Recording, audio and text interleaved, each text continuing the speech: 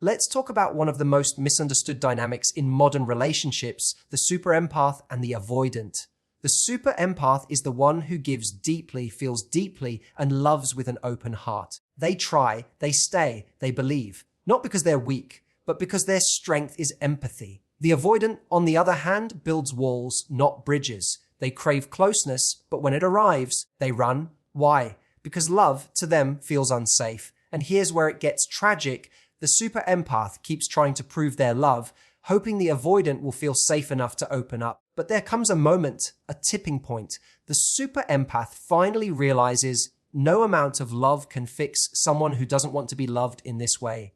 And that's when it happens. The moment the super empath walks away, not out of spite, not to punish, but out of self-respect, the whole fragile fortress the avoidant built begins to crumble. Why? Because the avoidant never expected the one who loved them most to actually leave. They confused empathy with dependency. They mistook kindness for neediness. But the super empath didn't stay because they needed the avoidant. They stayed because they chose them. So when that choice disappears, the avoidant is left with the echo of what could have been and the harsh silence of what they pushed away. And the super empath, they rise, they heal, and they learn this truth. Loving someone doesn't mean losing yourself. Being available doesn't mean being a doormat. And walking away isn't giving up. It's finally choosing yourself. The idea that empathy is weakness is one of the most damaging misconceptions in relationships. In truth, empathy is one of the greatest forms of emotional strength. It requires immense courage to feel deeply, to open yourself up, and to consistently choose understanding over defensiveness.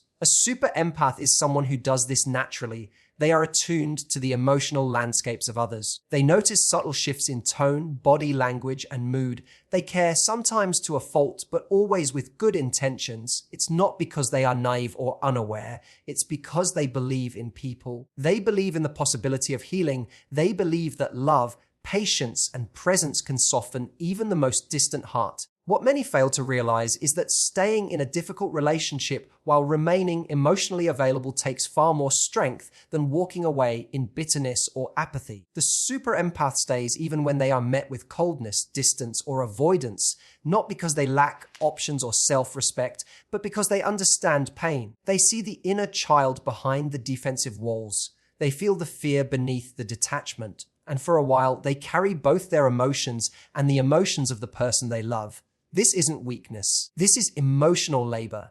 This is the deep endurance of someone who knows that love is not always easy, but often worth the effort. But let's be clear, choosing to stay, to love, and to try is not the same as being blind. Super empaths are not unaware of the inconsistencies. They're not ignoring red flags. In fact, they're often acutely aware of the push-pull dynamics, the emotional shutdowns, the mixed signals. They just believe that their love might be the one safe place where someone can finally drop the armor. So they try a little harder.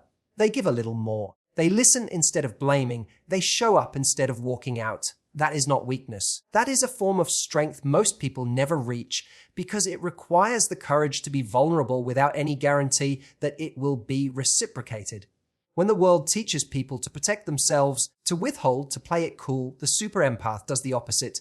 They lean in. They initiate the hard conversations. They ask questions others avoid. They say, "I love you," without waiting to hear it first. And they do it knowing they might be hurt. That's bravery. That's not lacking boundaries. That's choosing love despite the risks. It takes enormous emotional resilience to stay soft in a world that rewards detachment and punishes openness. And perhaps most importantly, the super empath has the strength to leave, not in anger, but in clarity. That moment doesn't come because they've run out of love. It comes because they've finally realized that love alone isn't enough when it's not being met. Walking away is not the first step. It's the final act of strength. It's the result of exhausting every possibility, giving all they could, and realizing that staying would mean losing themselves. The world often misunderstands their compassion for weakness, but the truth is super empaths are warriors of the heart. They walk through emotional fire again and again. Not because they have to, but because they believe that love is still worth showing up for, even if they're the only one trying. That kind of heart is rare, and that kind of strength should never be underestimated. Avoidants are often misunderstood, not just by others, but by themselves. They may present as independent, aloof, or emotionally unavailable, But beneath that exterior is a complex emotional system driven by fear, especially fear of intimacy. What's important to understand is that avoidants are not incapable of love. They feel deeply, sometimes even more intensely than they can process. But their relationship with emotional closeness is complicated. When things begin to feel real, safe, or intimate, their instincts don't lead them closer, they pull them away. At the core of avoidant behavior is a paradox. They long for connection, but simultaneously fear what comes with it. Emotional intimacy threatens their sense of control, autonomy, and emotional safety. Being close to someone means being seen. Being seen means being vulnerable. And for an avoidant, vulnerability often feels dangerous. It brings back old emotional wounds, abandonment, neglect, rejection, that they've spent years trying to suppress or avoid entirely. So when they find themselves in a relationship with someone like a super empath, someone who sees them, who gently encourages emotional expression, who offers consistent love, they begin to feel both drawn in and deeply threatened. They crave the very thing they fear the most. They are not running from the other person, they are running from the intensity of their own feelings. This is why avoidants often send mixed signals. One moment they're warm, engaged, even affectionate. The next, they're distant, withdrawn, or cold. They aren't trying to hurt anyone, but they're fighting a battle within themselves. Part of them wants to reach out. The other part is terrified of what might happen if they let their guard down. They've built emotional walls not to punish others, but to protect themselves. Unfortunately, these walls often push away the very people who are most capable of loving them in the way they need. The avoidant pattern creates a cycle of sabotage. When someone gets too close, they find subtle, or sometimes overt, ways to create distance. They may minimize the connection, criticize their partner, or claim they're not ready for something serious. These tactics are often unconscious defense mechanisms meant to regulate emotional exposure. But while they may provide temporary relief from the fear of closeness, they come at a long-term cost: isolation, regret, and emotional disconnection. When they're with a super empath, this dynamic becomes even more apparent. The empath naturally leans in, wants to connect, wants to understand. This challenges the avoidant's comfort zone. It exposes them to levels of emotional intimacy they aren't used to navigating. Instead of feeling safe, they feel overwhelmed. And instead of communicating their fear, they shut down. This causes the empath to try harder, deepening the avoidant's sense of pressure, which leads to further withdrawal. Over time, this dance becomes unsustainable. The empath may eventually step back or walk away entirely, not out of anger, but from emotional exhaustion. And it's only then, in the absence of the empath's steady love, that the avoidant feels the full impact of what they've lost. The space they created to feel safe becomes a space of loneliness. The silence they thought would give them control only amplifies what they were running from in the first place. Avoidants fear what they crave because it challenges their entire emotional survival strategy. Love, to them, is not just affection, it's exposure. And unless they begin to face those fears and take ownership of them, they risk losing the very people who are most capable of helping them heal. Walking away is often seen as the moment of giving up, but in the context of the super empath, it's one of the most powerful acts of self-love. It's not impulsive. It's not done out of bitterness or spite. It happens slowly, quietly, after countless chances have been given, after deep inner conflict, and after the realization that staying is doing more harm than good. For the super empath, walking away is not a choice made lightly. It's the result of deep emotional reflection and the painful acknowledgement that their presence alone isn't enough to create change in someone who refuses to grow. Super empaths don't walk away because they've stopped caring. In fact, it's often the opposite. They still care deeply. They still hope, but they come to understand that loving someone doesn't mean sacrificing themselves endlessly. For too long, they've carried both the relationship and the emotional weight of the other person's wounds. They've been patient, understanding, and forgiving. They've made excuses for emotional distance, rationalized cold behavior, and internalized the idea that if they just love a little more, give a little more, stay a little longer, things will change. But eventually, they see the truth. You cannot love someone into emotional safety if they are committed to running from it. There's a unique kind of strength that comes with setting that final boundary. It's not loud. It's not dramatic. Often, it's just quiet clarity, realizing that the only way to honor their own worth is to stop waiting for someone to meet them where they've already shown up 100 times. Walking away isn't weakness. It's the moment when self-respect outweighs hope. It's the reclaiming of energy, of dignity, of peace. And most importantly, it's the refusal to keep shrinking themselves to fit inside a relationship that doesn't have space for their full heart. What people often misunderstand is how deeply this moment costs the empath. There's grief, guilt, doubt. They will replay the relationship in their minds, question whether they did enough, wonder if leaving was abandonment or betrayal. But over time, they come to realize something life-changing. Staying in a dynamic that constantly undermines your emotional well-being isn't loyalty, it's self-neglect. They learn that love isn't about staying at any cost. It's about mutual nourishment, emotional reciprocity, and a shared commitment to growth. When the super empath walks away, it's not to hurt the other person. It's to protect the part of themselves they nearly lost trying to save someone who didn't want to be saved. It's to stop trying to translate silence, explain away avoidance, or accept the bare minimum as love. It's to break free from the emotional limbo where they were always reaching but rarely met halfway. And in that break, something powerful begins to shift.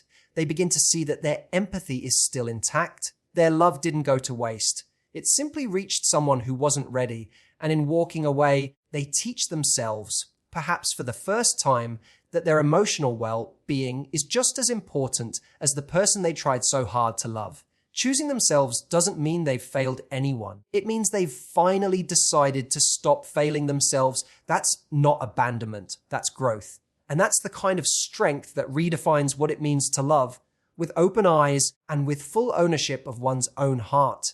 When the super empath finally walks away, something profound happens on the other side, often in silence, often too late. The avoidant, who once appeared indifferent or emotionally detached, begins to feel the weight of the absence. The very presence they took for granted, the steady love they quietly relied on, is no longer there to cushion them from their own emotional void. At first, they may not react. On the surface, it may even seem like they're unaffected, but avoidants are often slow to process loss, especially when it comes to emotional bonds they didn't know how to appreciate while they had them. For so long, they pushed against the very closeness they deeply craved. The empath's love felt overwhelming, not because it was too much, but because it triggered parts of the avoidant's internal world they weren't ready to confront. It felt invasive not because the empath crossed boundaries, but because the avoidant had built their life around emotional distance. But once that emotional connection disappears, they begin to feel a void they can no longer deny. The late realization is sobering. It's not about missing company. It's about recognizing the loss of someone who truly saw them, someone who gave them consistent care, patience, and understanding without conditions. The avoidant starts to realize that the empath's presence wasn't about control, pressure, or dependency. It was about genuine love, a love that stood strong even in the face of repeated withdrawal. A love that waited, asked, listened, and stayed long after most people would have given up. And now that it's gone, the avoidant is left to face what they spent the entire relationship avoiding: their own emotional responsibility. Without the empath's efforts to maintain the emotional connection, the avoidant is forced to sit with the consequences of their emotional walls. The silence becomes louder than any words spoken during the relationship. Often, the avoidant will look back and start connecting the dots. They'll remember the messages they didn't answer, the affection they rejected, the vulnerability they avoided. They'll begin to understand that the empath wasn't asking for too much.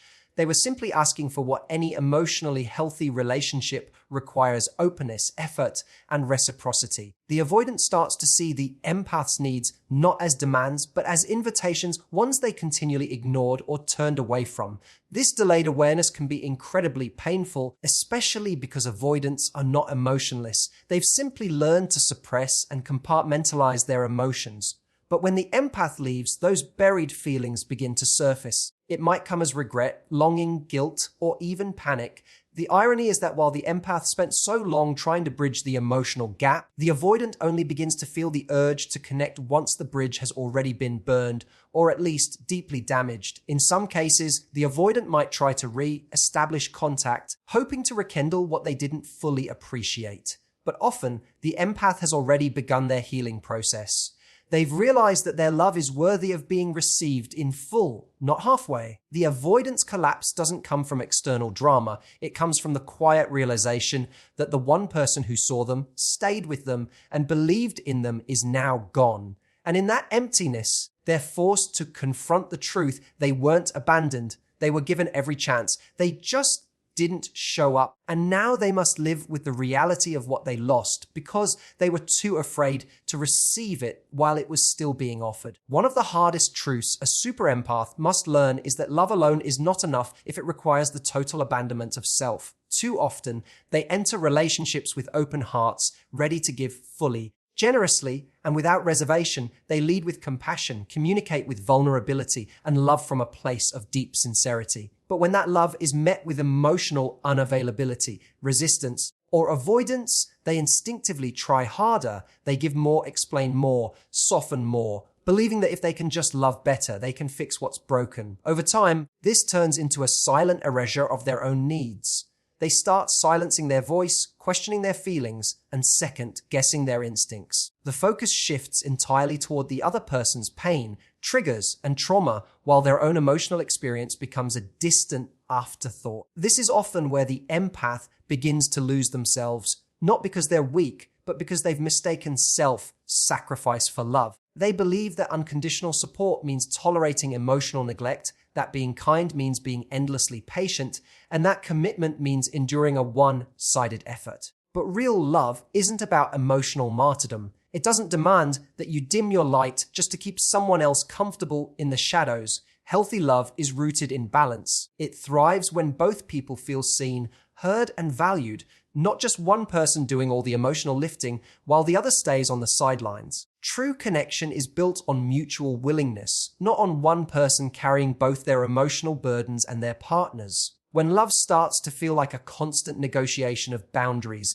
an ongoing suppression of truth, or a repeated cycle of hoping for change that never comes, it stops being love and starts becoming emotional survival. Choosing yourself in a relationship doesn't mean you're being selfish. It means you understand that your emotional well-being is not negotiable.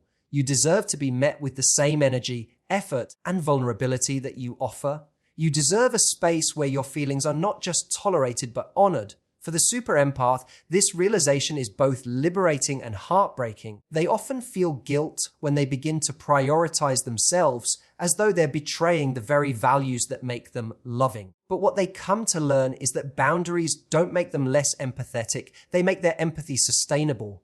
When a super empath finally decides that their love does not require self-abandonment, everything changes. They stop chasing potential and start recognizing patterns. They stop over-explaining their worth and start requiring alignment. They no longer confuse emotional intensity with emotional safety. They realize that being available to someone who is emotionally absent isn't loyalty, it's self-neglect dressed up as devotion. The love they've always given to others becomes something they finally offer to themselves, and in doing so, they reclaim the very parts of themselves they lost along the way. Real love doesn't ask you to shrink, disappear, or endure constant emotional strain. It asks you to show up fully and allows the other person to do the same.